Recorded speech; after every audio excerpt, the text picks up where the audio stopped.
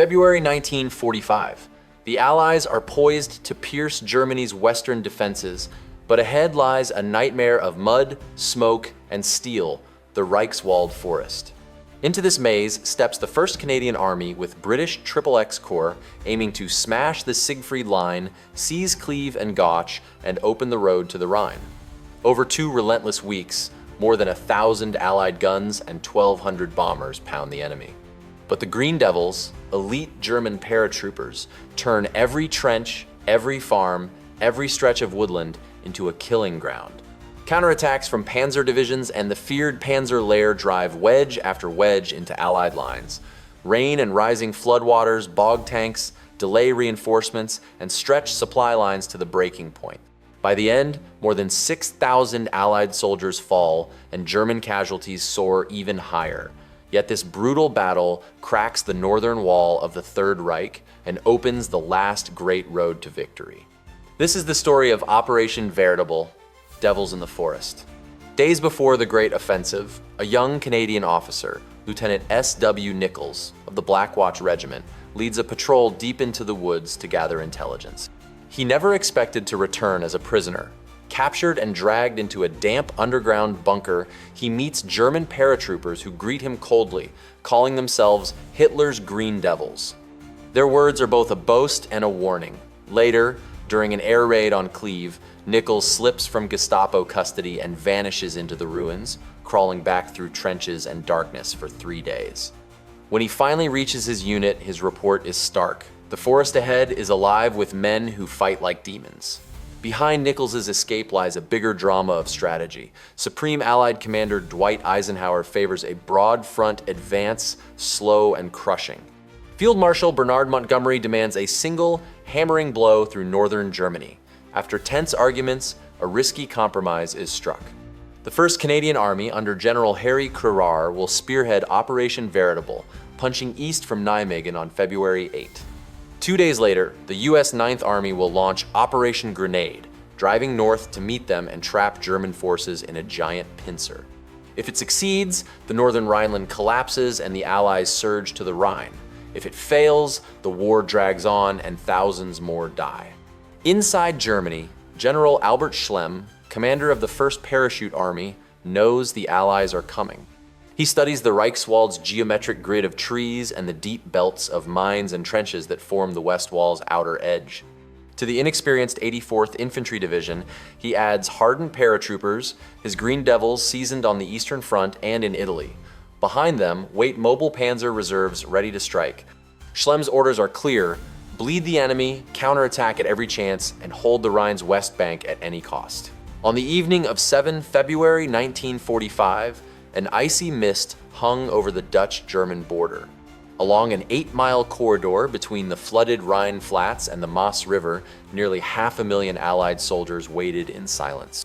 Behind them, more than 1,000 artillery pieces stood hub to hub, barrels already elevated.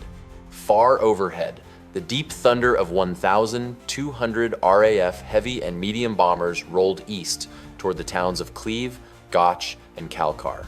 At 5:30 a.m., the bombers unleashed their loads, turning whole city blocks to smoke and rubble. Then the Allied guns opened. For 5 unbroken hours, shells churned earth and steel until trenches collapsed and phone lines vanished under splintered timber. German defenders later said the forest itself seemed to writhe. At 10:30 a.m., 8 February, the rolling barrage began to creep forward, and the men of British XXX Corps moved with it. The drive toward Cleave, its infantry riding inside Kangaroo armored carriers and flanked by 170 Churchill tanks, Crocodile flamethrowers, and specialized funny vehicles to smash mines and bunkers. To the south, the 51st Highland and 53rd Welsh Divisions advanced into the Reichswald's dense timber. Overhead, low clouds and steady rain grounded Allied fighter bombers, leaving the soldiers to fight without air cover. Within hours, the carefully frozen ground dissolved into a sucking mud that clogged treads and drowned supply roads. The 227th Brigade of the 15th Scottish pressed along the Nijmegen-Cleave road toward Kranenburg, while the 46th Brigade veered south to seize Frasselt. German 88mm guns raked the advance until Churchill tanks and Crocodiles silenced them one by one. By dusk, Kranenburg and Frasselt were in Allied hands, their streets burning from flamethrower blasts. Meanwhile, the 2nd Canadian Division seized Weiler, freeing the Scots to push deeper. But the road ahead was under 2 feet of floodwater. Infantry dismounted and slogged across sodden fields toward Nutterden, a strong point of the Siegfried Line. Through sleet and mortar fire, they captured it by the morning of 9 February.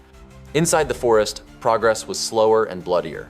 The 53rd Welsh Division attacked key hills known as Features, taking the Brandenburg Ridge after hours of savage trench-to-trench combat. The 51st Highland Division, on the southern flank, struck Brederweg and the forest edge only to meet the bulk of 2,000 elite German paratroopers rushed in days earlier.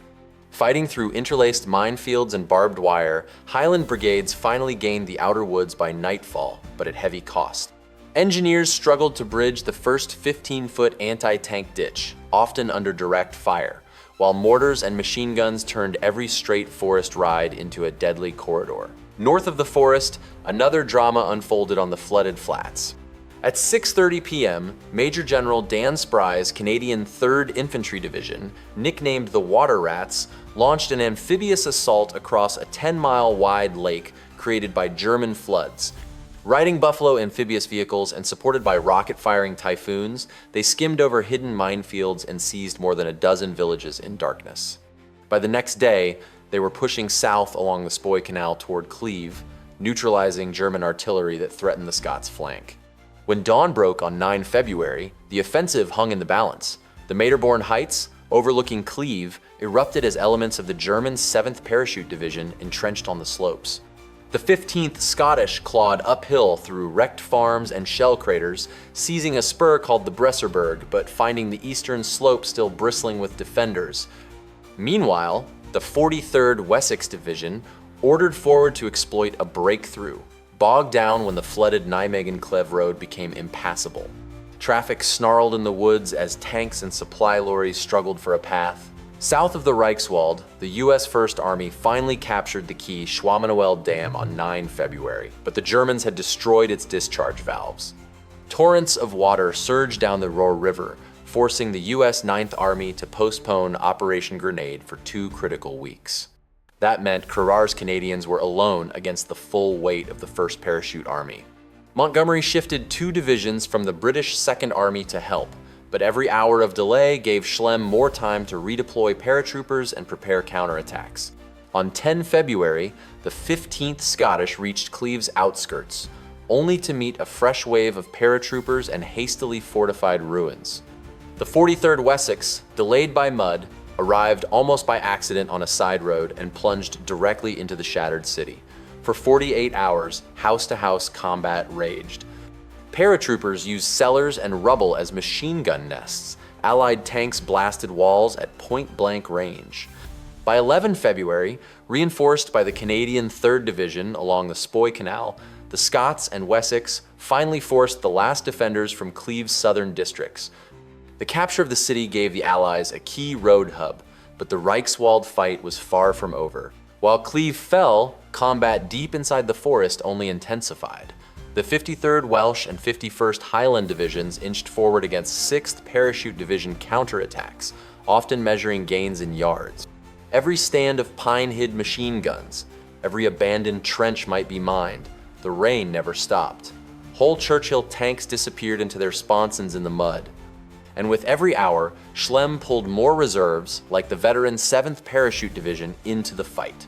By late February 1945, the Reichswald was no longer a fortress, but a wasteland of shattered trees, churned earth, and burned out armor.